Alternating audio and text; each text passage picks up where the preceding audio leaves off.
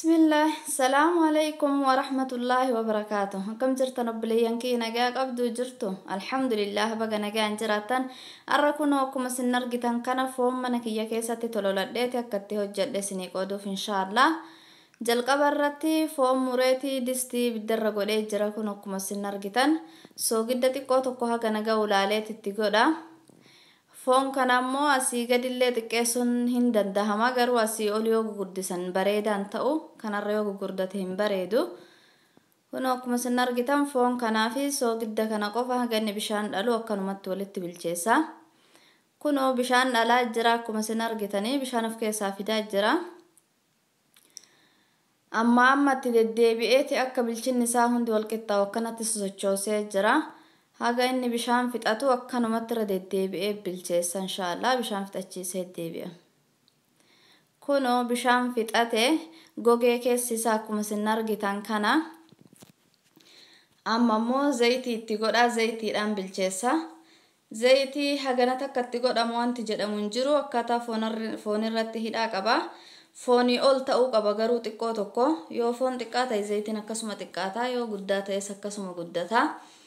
Garuu foon irra xiqqoo tokko dabruu qaba zayitiini akkanatti zayitii kana wajjin bilcheessa inshallah.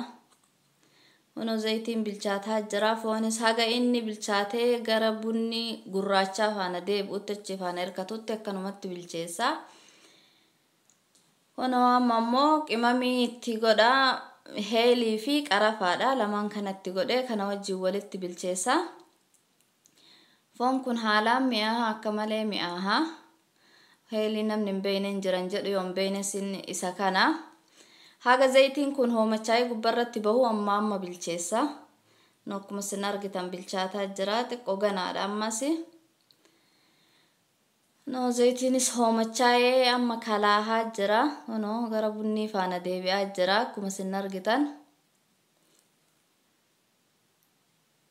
amma immoo zayitii kana xiqqoo tokko gubbarraa buusa.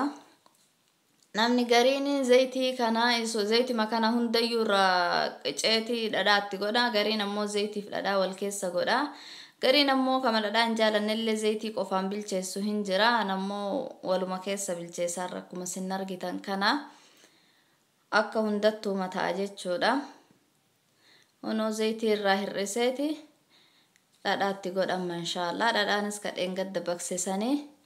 Foon kun haalaan mi'aaha akka biyya keenyatti akka aadaatti fudhatama ta'ee hin beeku nyaata aadaa keessatti makamana fakkaate yeroo dubari heerumtu intala heerumtuuf hojjetamee mana godhama yoo dubartiin deettus in hojjetamaa fi yoo abbaa manaatiifis in hojjetama gar fagoo faa deemee gaafa inni galu hojjetamee qopheeffamee eegama. Kun akkuma sin argitan maashaallah diimaa bareedaa kana kanama hawwatu. Amma ibidda immoo miidiyam irratti bilchaatuu qaba. Kun waan nagahee jira irraa fuudhee jira maashaallah kana fakkaata. Suuta amma kanaan zayitii isaa kana jalaa dhimbiibeeti dhadhaareef itti godhe jalaa dhimbiibee asitti buufadhaa takka takkaan.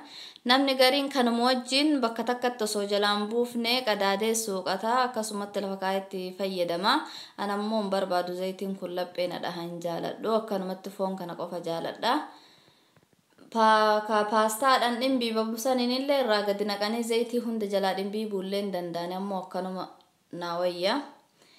Kunoo kana fakkaataa hunda isaatii yoo sitti naqadhee jira maashaallah baay'ee bareeda haalaanis mi'aahaa namatti tolaa kana fakkaata. Waan barbaadanii nyaatuu danda'anii kophaa isaas akkanatti nyaatamuu hin danda'anii maashaallah. Foon anarra hojjedhe kana fakkaata. Assalaamu alaykum wa rahmatullahi.